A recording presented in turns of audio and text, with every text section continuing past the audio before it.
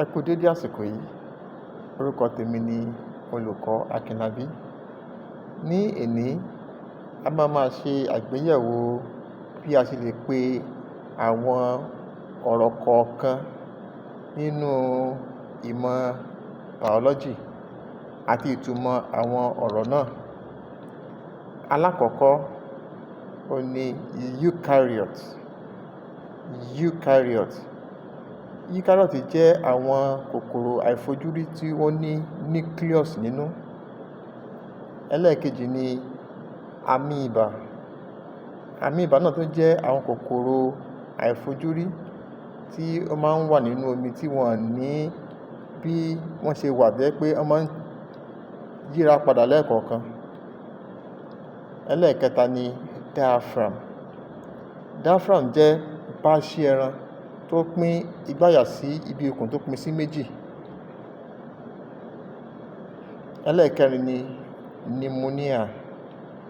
Pneumonia ni à ń pè, kò ń ṣe pneumonia.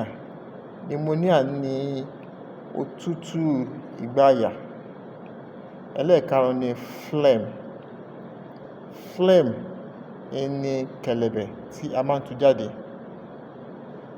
Ẹlẹ́ẹ̀kẹfà ni pseudopodia jẹ́ nǹkan tí kòkòrò amoeba máa fi ń rìn kiri. Ẹlẹ́ẹ̀keje ni ophthalmologist làwọn dókítà tí wọ́n ń ṣe ìtọ́jú ojú. Ẹlẹ́ẹ̀kẹfà ni allele ni ìlàjì nǹkan tí àwọn òbí máa ń gbé sí ọ̀dọ̀ àwọn ọmọ wọn láti jẹ́ kí wọ́n rí bí jẹ́ kí bàbá àbí ìyá kí ọmọ jọ wọ́n àbí kó má jọ wọ́n. Ẹlẹ́ẹ̀kẹsàn ni chyme. Ó ní oúnjẹ tí ikùn ti lọ̀ tó ti wá gbé lọ sí inú agbẹ̀dú ni à ń pè ní chyme, kò ń ṣe chyme. Ẹlẹ́ẹ̀kẹwàá ni homeostasis ní ọ̀nà tí ara máa fi ń ṣe ìwọ̀ntúnwọ̀nsí ní tí ó bá ń lọ láyìíká rẹ̀ tí ò fi ní ba ara ní jẹ́, bí kí agbègbè gbóná kí ara máa làágùn, ara homeostasis ni. Àbí kí agbègbè yẹn tutù kí ara máa ṣẹ́gìrì, ara homeostasis ni.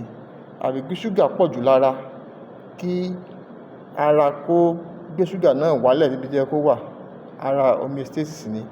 Àbí kí ṣúgà kéré lára kí ara pèsè ṣúgà láti dípò ṣúgà tó kéré lára, ara homeostasis ni. Níbí ni a ó máa fi àdàgbà ètò ìní sí. Ẹ ṣé púpọ̀ tí ẹ̀ ń gbọ́ mi. Ó dìgbà kan náà.